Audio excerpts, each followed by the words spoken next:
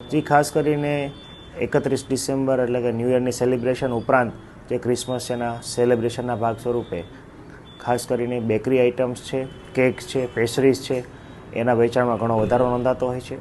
એના અનુસંધાને ફૂડ શિખા દ્વારા જે છે એ તમામ રાજકોટ શહેરની તમામ બેકરીના મોટા ઉત્પાદકો ઉપરાંત નાના જે રિટેલરો છે, કેક શોપના જે વિક્રેતાઓ છે, ત્યાં 27 સ્થળોએ છે અમારી ટીમ દ્વારા છે એ સ્થળ મુલાકાત કરવામાં આવી છે. તમામને ત્યાં હાઇજીન બાબતે, લાઇસન્સ બાબતે વગેરેની જે ચકાસણી કરવામાં આવી છે. આ ઉપરાંત 17 જેટલા સેમ્પલ છે લેવામાં આવ્યા છે. ઘણી જગ્યાએ કેક, પેસ્ટ્રીઝ અથવા નાની કેક અથવા અન્ય સ્વીટ આઇટમ્સ અથવા બેકરી આઇટમ્સ છે એનો સ્થળ પર નિકાલ કરવામાં આવ્યો છે.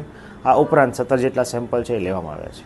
જે ખાસ કરીને આપણે આમના નમૂના છે એ લેબોરેટરી ખાતે મોકલતા હોય છે. નમૂના જે સેમ્પલ છે એ અનહાઇજેનિક અથવા મિસબ્રાન્ડેડ અથવા સબસ્ટાન્ડર્ડ થઈને આવશે તો એજ્યુડિકેશન જે ઉપરાંત ફોજદારી ગુનાઓ છે એની આગળ ઉપર કાર્યવાહી છે નિયમ મુજબ કરવામાં આવશે.